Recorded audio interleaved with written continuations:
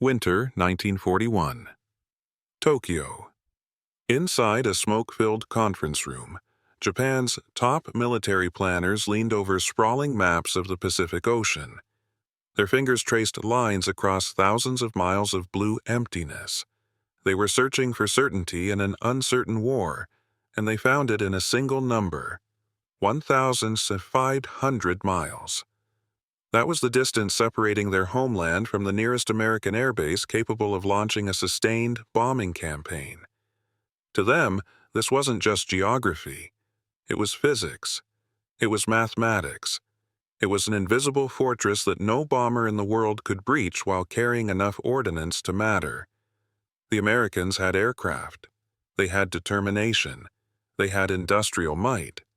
But they didn't have range, and without range, Japan's cities, factories, and people remained untouchable.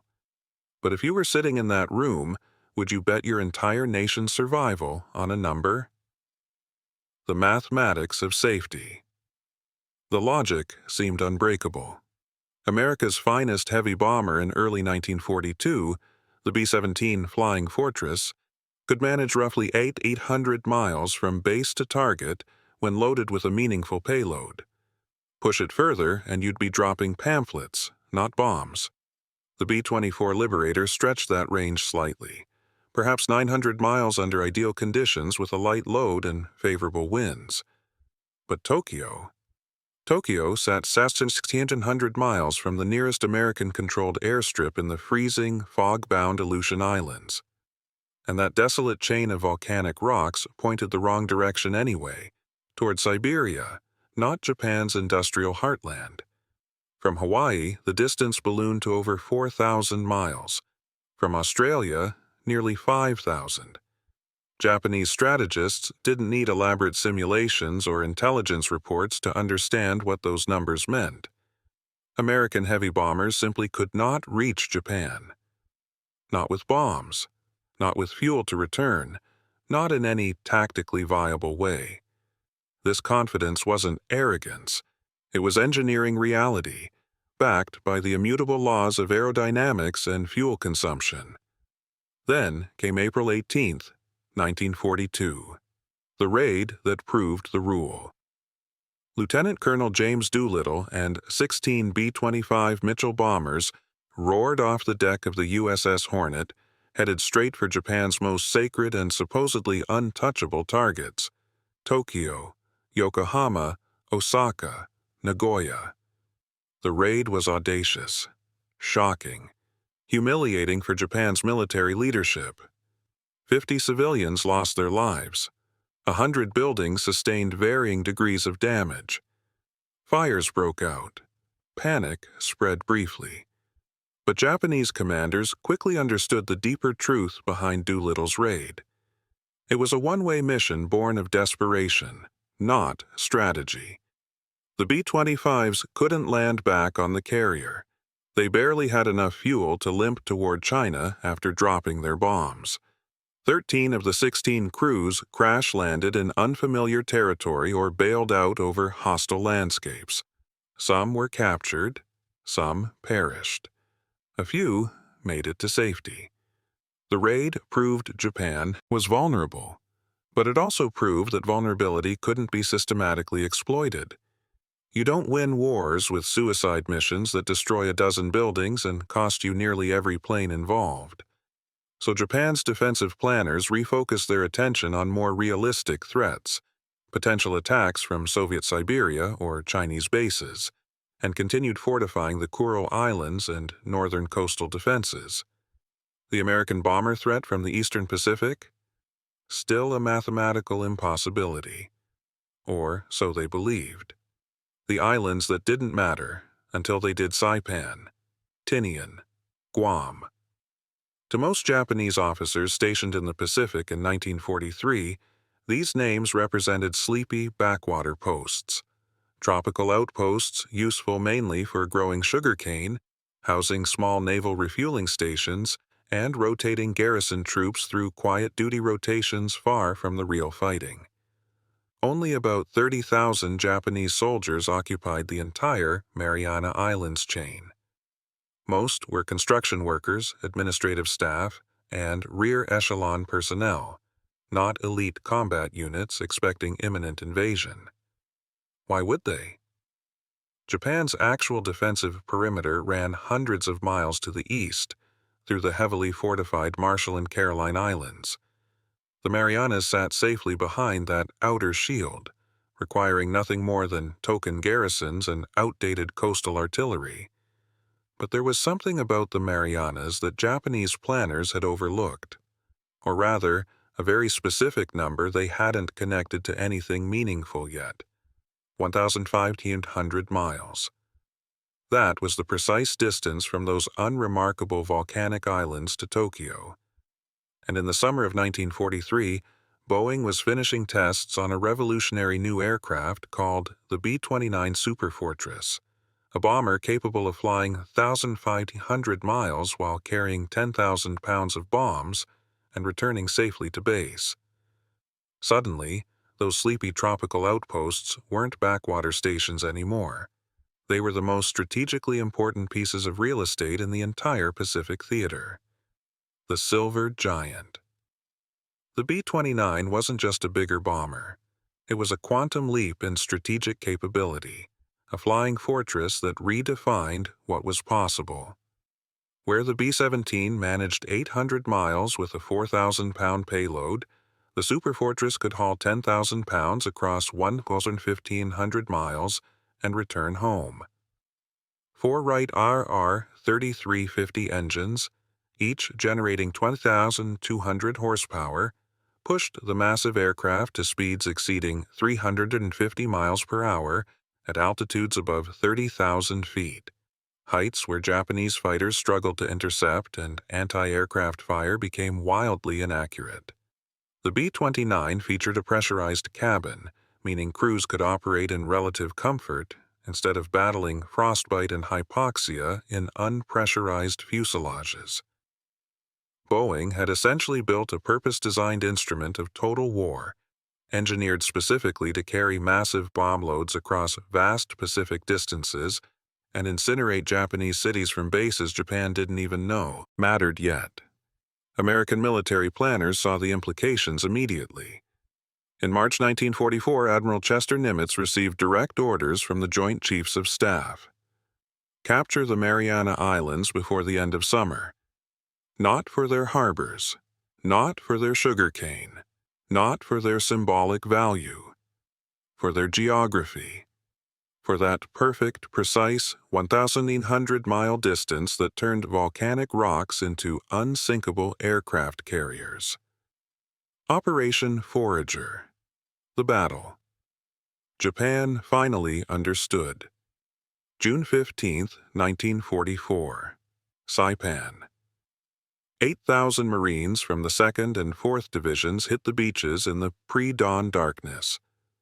Within 20 minutes, 20 amphibious tractors were burning on the coral reef, disabled by Japanese artillery that had been pre-registered on every conceivable landing zone. The Marines who made it ashore found themselves pinned down by interlocking machine gun fire from reinforced concrete pillboxes the Navy's preliminary bombardment had barely scratched. By nightfall, 2,000 Americans had fallen. The beachhead extended less than half a mile inland. The ferocity of Japanese resistance revealed something critical. Tokyo finally understood what losing the Marianas would mean. Lieutenant General Yoshitsugu Saido commanded the island's defense, and he'd received orders directly from Imperial headquarters. Hold the island at any cost. Emperor Hirohito himself had declared the Marianas the front line of our national defense. Japanese commanders now grasped the catastrophic reality. These weren't agricultural backwaters. They were the last barrier standing between American strategic bombers and Japan's industrial heartland. Every hour the Marines were delayed on Saipan's beaches meant another hour Tokyo's factories could operate without fear of firebombing. The fighting devolved into a brutal yard-by-yard grind that lasted 25 days. Marines advanced through volcanic ridges, sugarcane fields, and cave systems where Japanese soldiers fought until they couldn't fight anymore. The 4th Marine Division alone suffered 600 losses just capturing Oswego airfield, a relatively flat piece of ground American engineers desperately needed for B-29 operations. Japanese artillery positioned inside caves proved nearly impossible to neutralize. Marines would call in naval gunfire, watch battleship shells collapse cave entrances, then take fire from the same positions an hour later after defenders cleared the rubble and resumed firing. On July 7th, with American forces controlling 90% of Saipan, General Saito and Admiral Chuichi Nagumo, the man who had commanded the carrier strike force at Pearl Harbor, chose ritual ending over surrender. That same night, 3,000 Japanese soldiers launched the largest banzai charge of the Pacific War, overrunning 2 American battalions in desperate hand-to-hand combat before being stopped at dawn by massed artillery and machine gun fire. Marines later counted 4,400 bodies in a space roughly half a mile square. Saipan was declared secure on July 9th, after costing American forces 13,000 casualties, including 3,000 who didn't come home. Japanese losses exceeded 29,000, with fewer than 2,000 taken as prisoners. But the nightmare had only just begun. Guam and Tinian. Finishing what had started on July 21st, the 3rd Marine Division landed on Guam, where 19,000 Japanese defenders had turned the island's jungle terrain into a 3-week ordeal of ambushes, night infiltration attacks, and relentless close-quarters fighting. Guam cost 7,800 American casualties and claimed virtually every Japanese defender. Tinian, invaded on July 24th, fell more quickly due to its relatively flat terrain, the very feature that made it perfect for bomber runways, but still claimed 390 American lives while accounting for 8,000 Japanese soldiers. When the smoke finally cleared in August, Operation Forager had cost America 30,000 casualties, including 7,500 who would never see home again. Japan had lost 57,000 troops, and an unknown number of civilians who, convinced by propaganda that Americans would commit unspeakable acts, chose to end their own lives rather than face capture. The Marianas had transformed from sleepy agricultural stations into blood-soaked battlefields, precisely because both sides finally understood their strategic value. Japan fought desperately to keep them. America paid a horrific price to take them. And now, American engineers had 4 months to transform these killing fields into the most important bomber bases of the entire war, building the impossible in 16 weeks. The construction battalions, the famed Seabees, arrived while Marines were still clearing out Japanese holdouts from caves. They hit the beaches at Saipan on June 16, 1944, barely 24 hours after the initial assault, carrying bulldozers, graders, rock crushers, and asphalt plants instead of rifles. They didn't have the luxury of waiting for combat operations to finish. General Hap Arnold, commanding the Army Air Forces, had given them an impossible deadline. B-29s needed operational runways by October 15th. That was 16 weeks to build the infrastructure necessary to support 300 of the world's heaviest bombers on remote islands, where coral reefs and volcanic rock were the only available construction materials. The challenges stacked up like an engineer's nightmare. B-29 Superfortresses weighed 63 tons fully loaded and required runways at least 8,500 feet long and 200 feet wide to accommodate their massive 141-foot wingspan. Standard American bomber bases in England or Italy took 18 months to construct using established contractors, railway networks, and local labor forces. The Seabees had 16 weeks to build multiple runways on 3 separate islands, using only the equipment they brought on cargo ships, powered by fuel they had to import, constructed with materials they had to manufacture on site. Tinian became the focal point because its terrain offered the closest approximation to flat ground in the Marianas. Even so, Seabee battalions had to grade and level 4 square miles of coral and volcanic soil while constructing 4 parallel bomber runways. Northfield's 4 strips would eventually become the busiest airfield on Earth by March 1945. The 6th Naval Construction Brigade brought in enough heavy equipment to outfit a small industrial city: 50-ton rock crushers, diesel-powered generators, asphalt plants, concrete mixers, water distillation units, and fuel storage tanks capable of holding millions of gallons of aviation gasoline. The coral presented unique engineering challenges. Unlike concrete or asphalt, coral couldn't simply be poured and smoothed. Seabees had to blast coral outcroppings with explosives, crush the fragments into gravel, spread the gravel in precisely measured layers, then compact each layer with diesel rollers weighing 15 tons. The crushed coral required exact moisture content. Too dry, and it wouldn't bind properly.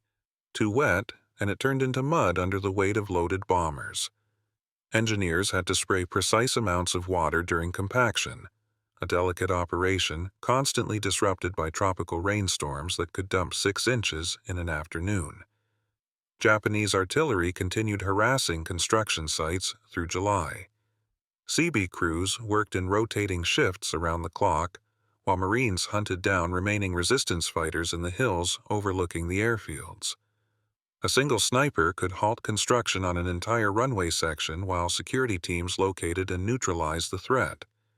3 Seabee battalions lost a combined 48 men during July and August, not in combat operations but while operating bulldozers and graders under fire. The logistics supporting construction rivaled the combat operations themselves. Every gallon of fuel, every spare part, every bag of cement had to be shipped from Pearl Harbor, Guam, or the continental United States.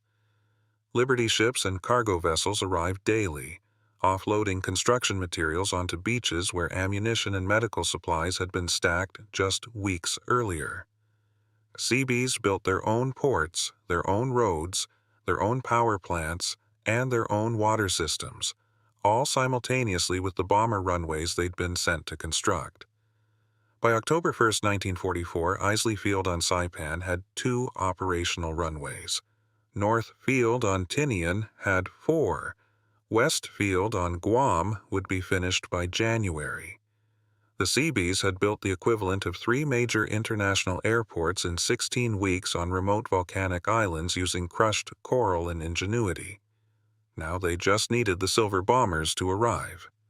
The Giants arrive. October 12, 1944. The first B-29 Superfortress touched down at Isley Field on Saipan, piloted by Brigadier General Haywood Hansell, commander of the 21st Bomber Command. The gleaming silver aircraft taxied past Seabee crews still grading the parallel runway. Within 3 weeks, 111 B-29s had arrived, ferried across 7,000 miles of Pacific Ocean from training bases in Kansas, Nebraska, and New Mexico through Hawaii and Kwajalein. By December, that number reached 200. By March 1945, over 300 superfortresses were operating from the Marianas, the largest concentration of strategic bombing power ever assembled in human history. But each B-29 represented an astonishing logistical burden. Every aircraft consumed 7,000 gallons of high-octane aviation fuel per mission, not counting fuel for training flights, engine tests, and ferry operations. A single combat mission to Tokyo required 2,100 gallons just for the round trip, with remaining fuel providing safety margins for weather diversions or battle damage. Multiply that by 300 bombers flying simultaneous missions, and you needed 630,000 gallons of aviation gasoline pumped onto these tiny islands before each major raid. The Navy organized dedicated tanker convoys that shuttled fuel from California to the Marianas, offloading into underground storage tanks Seabees had carved into volcanic hillsides. Maintenance requirements dwarfed anything the Air Force had experienced in Europe. B-29 engines were temperamental machines that overheated constantly in tropical heat. The Wright R-3350 engines had been rushed into production before testing was complete, resulting in chronic problems with cylinder head cracking, oil leaks, and catastrophic fires. Ground crews worked 12-hour shifts performing engine changes that required hoisting 2,200-pound power plants in and out of nacelles. A typical B-29 squadron of 15 aircraft needed 40 engine changes per month just to maintain flight readiness. Spare parts created constant headaches. Every specialized component, turbochargers, propellers, hydraulic pumps, electrical generators, bomb sights, had to be shipped from the United States. A single failed magneto could ground a bomber for 2 weeks, while replacement parts traveled by cargo ship across 6,000 miles of ocean. Some B-29s became permanent parts donors, stripped of everything useful to keep other bombers operational. Curtis LeMay and the Revolution, January 1945. Guam. Major General Curtis LeMay arrived to replace Haywood Hansell as commander of the 21st Bomber Command. He inherited a strategic bombing campaign that, bluntly put, wasn't working. For 3 months, B-29s had been flying high-altitude precision daylight raids against Japanese aircraft factories and industrial targets, following the same doctrine that had worked reasonably well in Germany. The results were catastrophic failures. At 25,000 feet, jet stream winds exceeding 200 miles per hour scattered bomber formations and made accurate bombing nearly impossible. Aircraft factories that should have been leveled remained functional. B-29s were burning through fuel, crews, and time, while accomplishing almost nothing. LeMay studied the problem with the cold, analytical mind of an engineer. The B-29 had been designed for high-altitude precision bombing, but Japanese weather, geography, and industrial dispersal made that doctrine useless. The jet stream over Japan was twice as strong as anything encountered over Europe. Cloud cover obscured targets 70% of the time. Japanese cities sprawled horizontally rather than clustering around concentrated industrial zones like German cities, making pinpoint targeting ineffective even in clear weather. Most importantly, Japanese air defenses had proven far weaker than intelligence estimates suggested. LeMay's crews reported minimal resistance even during daylight raids. That last fact triggered LeMay's radical rethinking. If Japanese defenses couldn't stop B-29s at 25,000 feet in daylight, they certainly couldn't stop them at 5,000 feet in darkness. And at 5,000 feet the jet stream disappeared as a factor. Bombing accuracy would improve dramatically. Fuel consumption would decrease, allowing bombers to carry heavier payloads. The entire strategic equation shifted. But the real revolution in LeMay's thinking involved what his bombers would carry. Fire-high explosive bombs worked against German industry because German factories were concentrated in steel and concrete structures that could be destroyed with large general-purpose bombs. Japanese industry operated differently. Thousands of small workshops and home-based manufacturing operations spread throughout residential districts. Component production for aircraft, engines, instruments, everything was distributed across neighborhoods in wooden buildings. You couldn't knock out Japanese aircraft production by hitting 3 big factories. You had to eliminate entire neighborhoods where workers assembled wing components in wooden sheds behind their houses. LeMay ordered his ordnance officers to load B-29s with M69 incendiary clusters, 6-pound bomblets filled with jellied gasoline that burst on impact, spraying burning gel that stuck to wood, fabric, and flesh. Each cluster contained 48 individual bomblets that scattered across a 100-foot area. A single B-29 carrying 40 cluster bombs would distribute 1,920 individual ignition sources across a residential neighborhood. 300 bombers dropping simultaneously would ignite 30,000 separate fires faster than any civil defense organization could possibly respond. Then, LeMay made his most controversial decision. He ordered crews to strip all defensive guns and ammunition from their B-29s, except the tail turret. This saved 9,000 pounds per aircraft, weight that could be converted into additional incendiary bombs. His staff officers argued the decision was suicidal. The B-29 carried 10 50-caliber machine guns specifically to defend against fighter attacks. Removing them turned the bombers into defenseless targets. LeMay understood the risks better than his critics. Japanese night fighters had proven almost non-existent during previous raids. Anti-aircraft crews couldn't track bombers effectively in darkness. The stripped B-29s would be flying too low and too fast for searchlight-directed flak to be effective. Yes, losses might spike if his calculations were wrong, but if his calculations were right, his bombers would carry enough incendiaries to transform Tokyo into ash. What would you have done in his position? The night of March 9, 1945. The crews climbing into their B-29s on the night of March 9th knew this mission violated every doctrine they'd been taught. Flying at 5,000 feet meant Japanese gunners could hit them with small arms fire. Stripping the defensive guns meant they couldn't shoot back. Loading 7 tons of incendiaries instead of high explosives meant the aircraft would explode if a single tracer round penetrated the bomb bay. They were flying into the most heavily defended airspace in the Pacific, essentially defenseless, trusting that Curtis LeMay's calculations about Japanese night defenses were correct.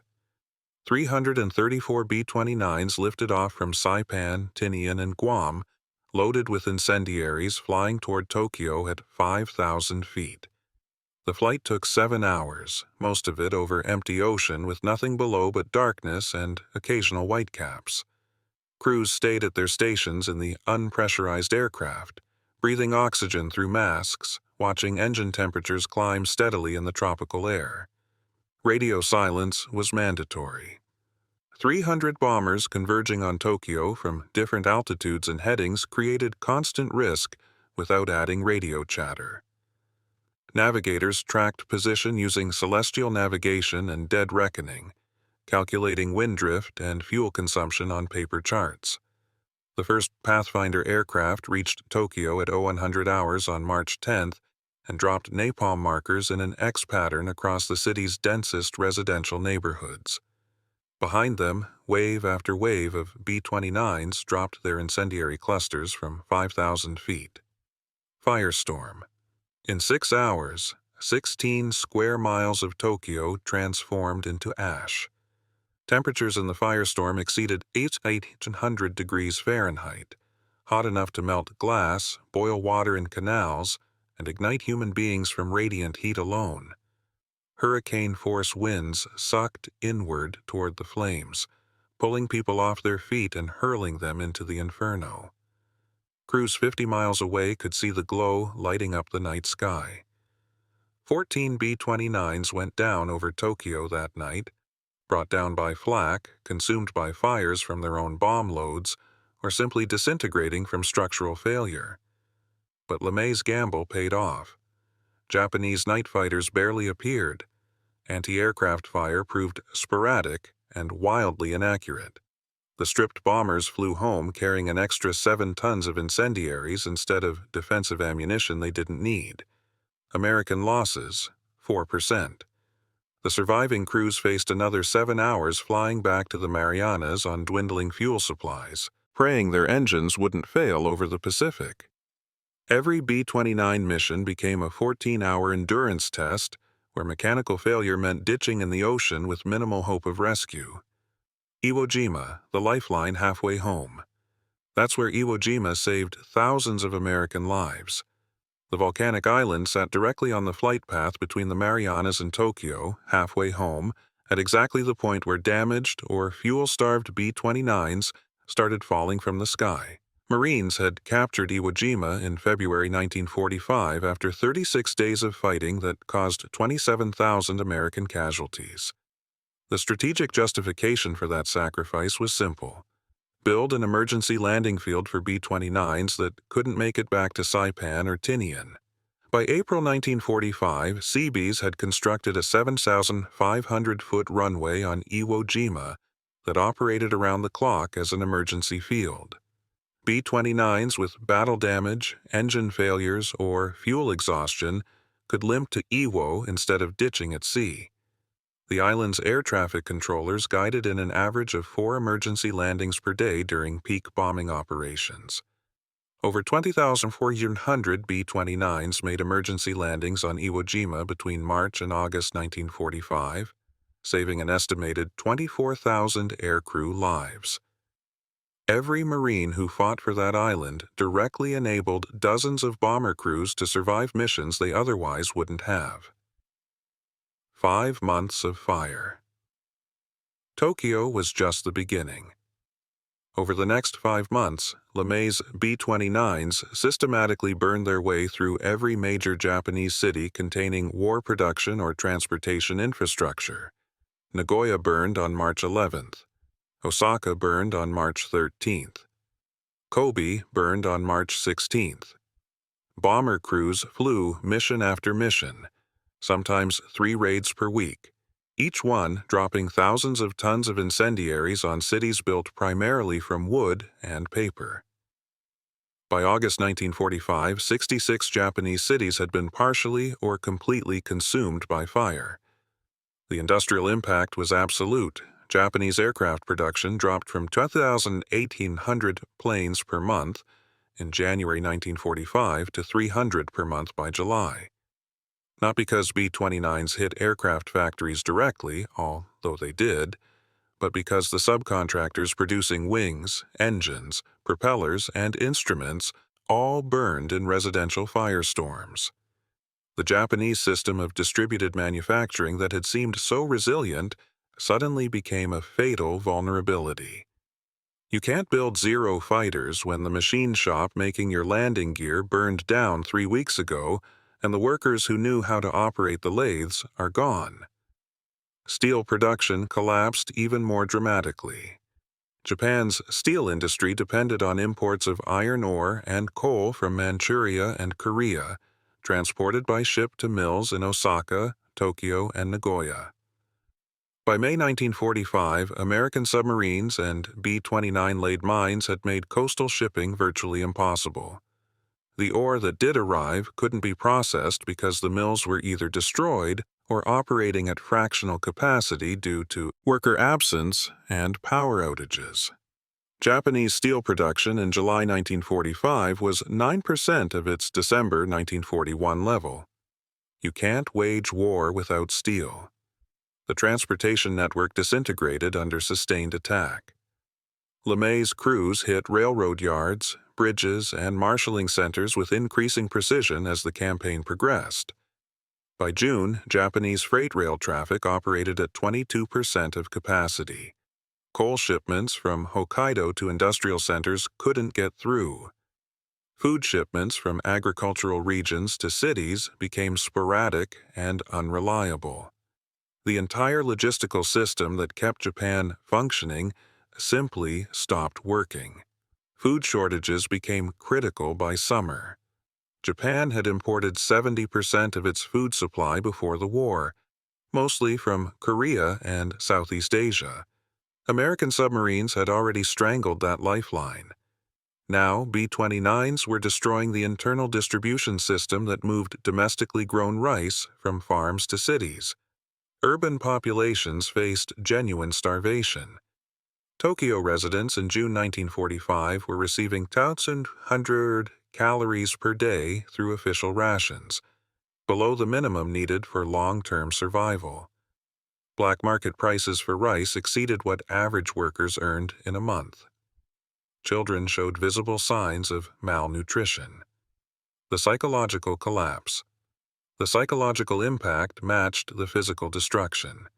Japanese civilians had spent 3 years believing their government's propaganda about inevitable victory and American weakness. Now American bombers appeared overhead whenever weather permitted, burning cities with such regularity that fire became the normal state of existence rather than an emergency. Air raid shelters couldn't protect against firestorms. Evacuation was pointless when the next city over was also burning. Japanese civilians stopped going to work, stopped following civil defense orders, stopped believing anything their government told them.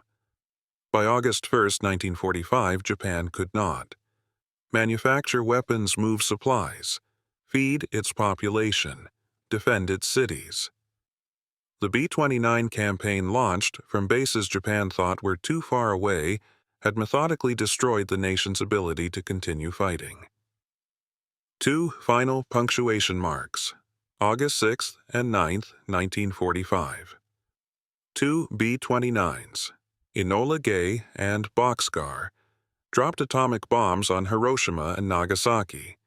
The weapons were revolutionary, terrifying, unprecedented in their instantaneous destructive power.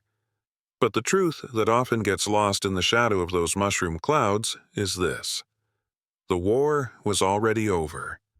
Japan had been systematically dismantled over 5 months of conventional firebombing.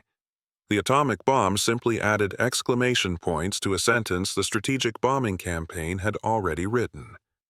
On August 15, 1945, Emperor Hirohito announced Japan's surrender.